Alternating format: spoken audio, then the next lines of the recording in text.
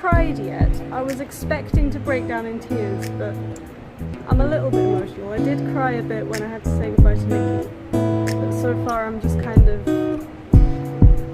My feeling is more focused on the immediate task at hand of just getting on the plane, and then dealing with the emotions of like saying goodbye to everybody and seeing Korea for the last time in a long time at least. Yeah, I'm just kind of still processing that, I guess. I haven't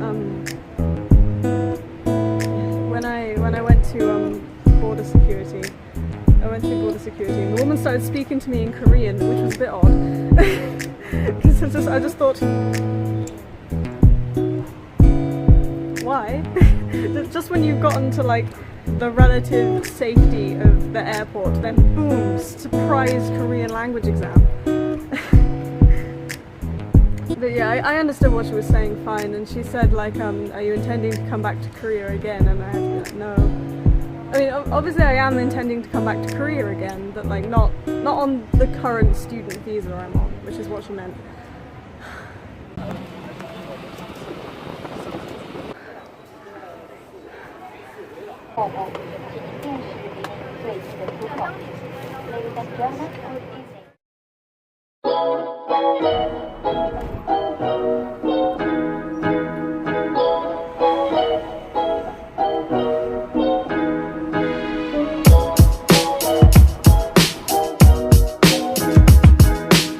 Heidi is very alarmed at everything that is happening right now. Aren't you, Heidi?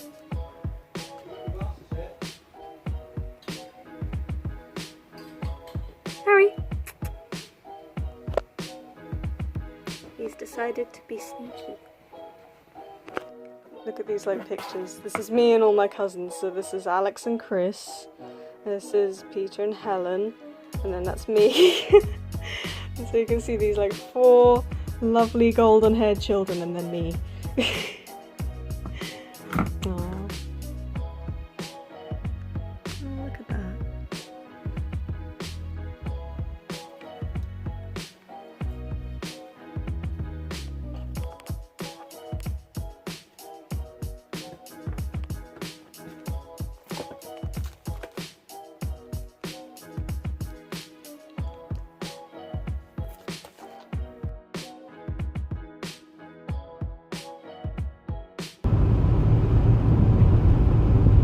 People know we're coming, right? PhD students started to ask.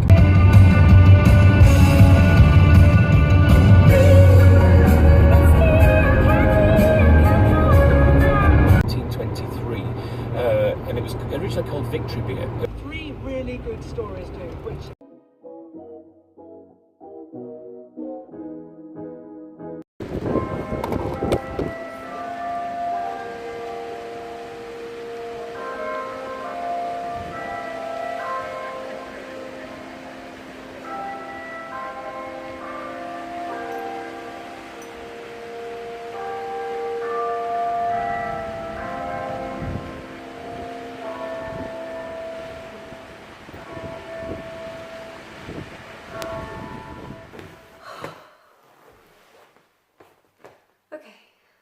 So I'm making this video it's been about 2 months since I made my last one, and I wanted to make this video to explain why my 2-month absence happened, what that was about, and why I don't really feel like I can keep sustaining the kind of video making cycle in the future.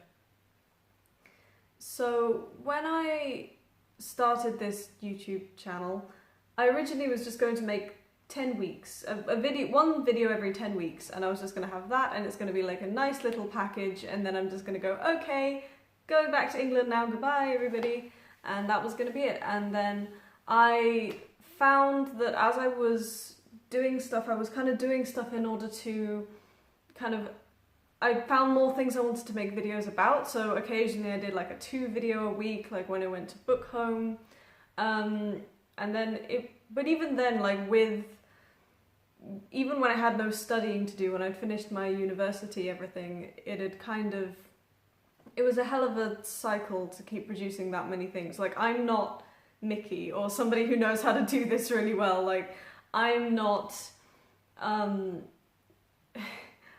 somebody who can, like, really perform at this high output of things when I literally just have, like, my smartphone to do it. The truth is that when I came back to the UK, I was going to give myself a little bit of break and then started making videos again. But during that little bit of a break, I actually was going to do something that I was really excited about, which was to start medical treatment for a medical issue that I'd been having since about a year and a half ago, so maybe more than that, maybe since about late 2016. So it's been about 2 years. I originally went to the doctors about it a year and a half ago, and they told me that, oh, there's a waiting list. Like, so there's one treatment. If you have this medical issue, there's basically this one treatment and there's nothing else. And if you want it, then you're going to have to wait for a year because there's a waiting list of a year. And I was really I was upset by that. I was understandably really upset by that because I thought I'd be able to kind of regain, you know, my health back before I was due to go to Korea in about 6 months' time. But I just said, you know what, I'll go to Korea, I'll do my whole year abroad, I'll come back and then I'll start the treatment. So when I came back to England, I moved from my dad's home to Sheffield, and I came, and that's when I was told that it was actually going to be another year of waiting. And that hit me really, really hard.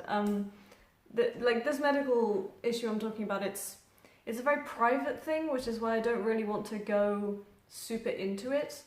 But at the same time, it's just... It's not like life-threatening or anything, I'm not going to die, but it's something that could really have a big impact on my life if it ever becomes a permanent thing. And if this treatment doesn't work, and if I don't manage to successfully, like, go through with it, then there is nothing else, and it kind of does inevitably become a permanent thing, which is very scary for me. That was a huge knockback on my emotions, on my everything.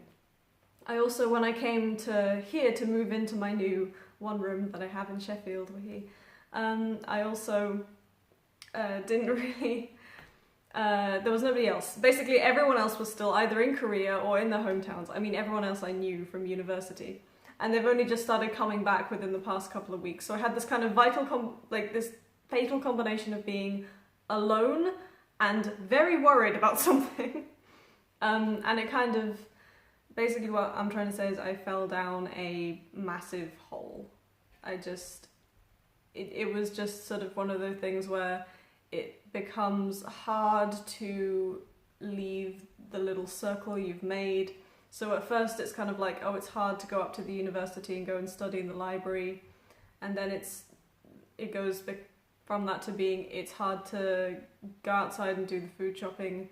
And then it's hard to go outside at all. And it's hard to get out of bed. Yeah, but I'm trying not to... That's basically the reason that I haven't been making videos, you know, the way I thought I would. I had so many ideas for videos, and I just ended up not doing anything because I was just kind of stuck in this paralysed state of upset and a bit of depression that I've been slowly trying to climb out of. Like, once it was like a couple weeks before uni started again, I was just like, okay, time to climb out of the hole we've built for ourselves now and actually go out and do our responsibilities. And I do feel kind of bad for it on the one end because I let you guys down, because everyone was talking to me. Like, I had people contacting me on, like, through Instagram DMs, like, hey, you still making videos? Like, where did you go? Just like, yeah, I'm good, I'm fine, I'm just having things happening. But I'm trying not to hate on myself too much for it because, you know, everyone just has a little bit of a moment. Everyone just has a little bit where they fall, and that, you know, that was just one of my bits. Yeah, so that's the reason that I wasn't really able to make videos for the past couple of months. There is good news with regards to the treatment, is that I have actually started paying out of pocket privately to get the treatment done so that I can receive it. I'm receiving it now, which is good, but it does take a lot of energy out of me sometimes. So that's happening, but at least, you know, at least treatment is happening. At least I am getting somewhere with this. And I'm still kind of scared that it's going to become like a permanent part of my life, but I'm just trying not to think about that. I'm just trying to trust that, hey, this long treatment process we're going through, that's going to work. And I think even the hardest thing of all was probably just to switch on my phone camera and just to look at myself and just to kind of try and make something, because I had no creative energy left at all. I had nothing. But anyway, I wanted to say a big thank you. I've been looking through. I actually didn't look at any of the comments that were on my channel. I just stopped. I just used my other YouTube account and I just didn't look at my channel at all because I kind of was avoid of it. I was scared. I was being scared of it. And I just looked through everything, and even like up until like a week ago, like a couple days ago, everyone's like, Mandy, like I really want to see like you make more videos, and I'm like, oh my god, I can't. Like I thought everyone would have just abandoned and just like fled ship and just like, well, she died. This is like, it's nice. It's nice. It really is. Yeah, and I'm feeling better now, just in time because school starts tomorrow. It's Sunday now. Tomorrow is Monday the 24th, and I got Korean class at like 12 a.m. I think not only just the thing of I'm going back to school, but also the pressure of like dealing with some of the feelings I'm having these days. Like I think that's going to be kind of enough for me to handle. I don't think I'm going to be able to keep consistently making good content for you all. Which is kind of sad, because I didn't want this to be the way it ended, but it was, and yeah. I think my only real like regret about it is like, you know, like not all of the ideas for videos I had that I couldn't really go through with. So I've thought for this video, very quickly, we're gonna do like a very quick version of all of the videos that I intended to make and then didn't. Oh, okay, so my classes, as well as doing Korean, as you can see here. This is a Korean textbook, if you wanted to see one, and like, let me show you. These are kind of all of the things that we are supposed to have learnt by the start of next semester, which is tomorrow. I am mildly confident that I can remember most of them. But that's what a Korean textbook looks like if you wanted to see one. And also this semester I'm taking Japanese, as I did in the first semester. So these are the Japanese books I revised from. My Japanese skill is a heck of a lot more basic than my Korean skill. I'm actually just terrified of Japanese and everything about it. Like, if you were to compare the experience of studying like Korean and studying Japanese, like I think Korean is like sort of like a lazy and heavy language. It's like Korean is like your kind of like mate who's just like a kind of slob, but they're there for you. And then Japanese is like your insane like ex who would just like be really like cute when you first meet them, and then if you do the tiniest mistake they set your house on fire and like kill your pets. So yeah, the experience of studying the two languages is very different. Yeah, and I've just essentially been just cramming all of the Japanese because it's just pretty brutal. Also, this semester I'm taking a class on North Korea, which I'm very excited to do. So, this is a book that I am reading for my North Korean class currently. I've read all of the basic stuff that we were supposed to have learned by now. This is Tyranny of the Weak, North Korea and the World at 1950 to 1992. I've also got this book, which is by Bruce Cummings, he's written quite a lot of books about Korea. If you ever saw that video of me and Mickey at Myeongdong Cathedral and I had the giant history book, that was written by Bruce Cummings as well. But this is North Korea, Another Country. I just got this out of the library and I'm not sure whether like I'm supposed to read it or whether I should have already read it or whether we're going to read it, but I have it, so that's good. This is my flat. It's a one room and I live here by myself and I like it because it's quiet and I have no like terrible roommates anymore. This is it from one angle. This is it from the other angle. It's pretty messy right now because like first day of term is just about to start. We also have in here the bathroom of wonders with the super heavy lock that I actually got trapped in my own bathroom more than once because I can't even open the goddamn door. And in here we have the storage room, aka the cave of spiders. I'll shut it so they don't get out. It's massive. We have, I think, a huge university and all of the things. Especially, like, I took some video of our sports fair that was happening. But basically, like, that wasn't even the entire like societies of the university. Those were just the ones like around sport. Like the university has so many societies that the ones for sports have to actually have their own separate event day, and the actual like the other societies, like all of the political societies, all of the hobbies, they're in the previous day as well. We have tons and tons of buildings and tons of things. We have like 4 libraries or something ridiculous. There's the IC, the Diamond, Western Bank, and I think the medical library is also one, and maybe a 5th hidden unknown library that I've never visited. My favourite library personally is Western Bank because it is beautiful. It's just such an aesthetic library. I love studying there. They've also got Western Park just outside it with the billions and billions of ducks. And that's where also all of the Asian studies books are kept. So there's like a big thing with a sign heading saying Korean Studies Collection and stuff like that. So I kind of like going in there and seeing like, oh, all of the Korean books that are, maybe one day I'll be able to read them. I gotta tell you something though. The biggest frustration I always felt about making YouTube videos was the fact that I wasn't really able to make things of the quality that I wanted them to be in my head. I was always like really upset, like, oh, the audio's a bit like messed up, and oh, I wish I had a better camera so that I could get like a shot, because I'm looking at something amazing but it's not coming out on camera. And then, you know, I always like had to think back to like advice Mickey gave me, which was like, you don't need to stop, like film out there. People want to see you, people want to see your face, and you can do that with a smartphone.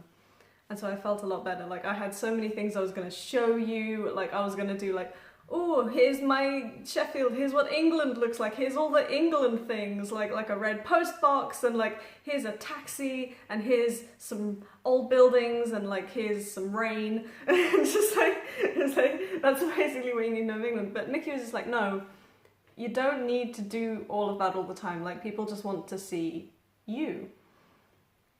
It's enough for you to just show yourself, and you're not sort of like, it's enough. You are sufficient. In fact, it's more than sufficient because it's what people want to see. Yeah. So thank you, everyone. Thank you for being here. I'm not sad that it's ending now so much as I'm glad that it happened. You know, I did a thing, everybody. Here we go. I made a thing.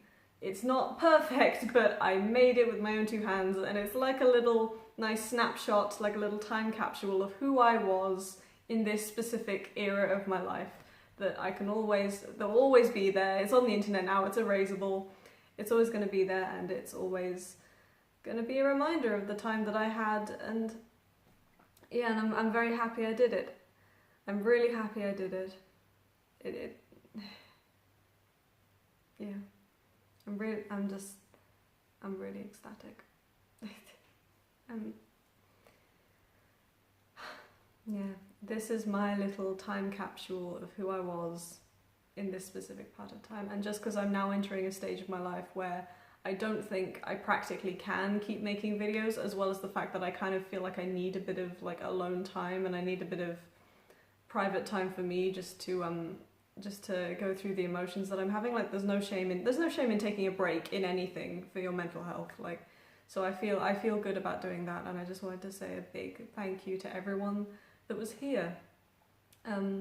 My channel isn't necessarily dead now, like it's not going anywhere, I'm not deleting it, it's going to be up there all the time, and who knows, I may start doing things with it later on, so if you want to stay subscribed on the chance that I get some more free time and decide to film something. Like I still feel when I go outside sometimes the urge to film something. Like I see something and I was like, we should film that. That would have been really nice in a video, and then I've got to remind myself, like, stop, like, you know, you're not making videos anymore. So yeah, I am going to miss making this content, and I am going to miss the feeling of being creative with something and showing something in a creative way. But yeah, I just wanted to say a big thank you, because it was always the people who were coming to see it. They were always the motivation for me doing any of this, and it's actually given me a lot of things in my life. It's given me a lot of support. It didn't give me money. I made sod all money from this. In fact, I actually lost money. I definitely lost money. Never made a single cent from YouTube ever.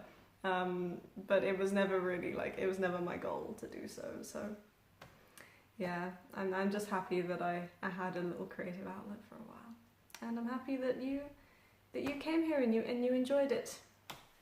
Yeah. Thank you so much, everybody. It was good.